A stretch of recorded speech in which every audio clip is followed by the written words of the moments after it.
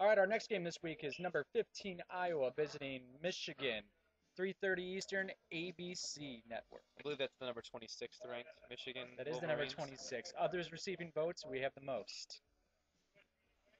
I think the D line is the key step or the key part of this game, especially for Iowa, because Adrian Claiborne, that whole unit He is a beast. is ridiculous. And I think defensively, I don't know. I think that D line can help contain Michigan's offense. And I'm wondering, but Iowa, you've watched them play. They play a lot of that base defense where they rush forward and they drop back everybody else into coverage.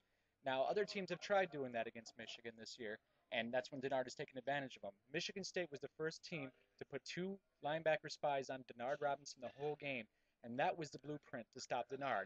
So, is Iowa going to rely just on their great, outstanding defensive line, or are they going to go mirror a little bit of what Michigan State did?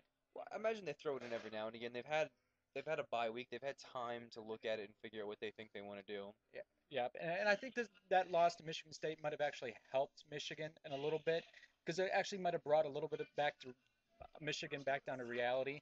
They were riding really high for a long time. Shoelace was riding high. There was all the Heisman talks out there. Which there still should be, by the way. I mean, he He continued. still had a great year. He still had 86 yards rushing and almost 200 yards passing in that game, minus the three interceptions against Michigan State. He still had a great game. I would say great, but he had a good game and he continues to play well. This I don't know. This doesn't feel just a little bit reminiscent of last year.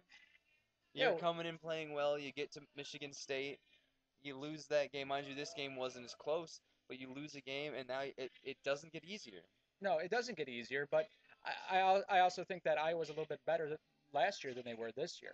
And I think we were a little bit better this year than we were last year. And we only lost to them by 2 points last year, and that was at Iowa.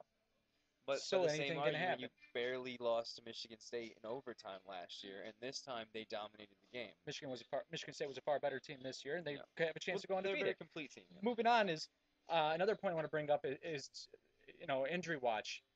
If either Robinsons, now that goes for Denard Robinson or Robinson for Iowa, if either of them go down, their teams are going to struggle Yeah. a lot because Robinson for Iowa is pretty much accounted for almost all of their rushing yards on the season. With Jewel Hampton out now, the number two rusher is way down in the line.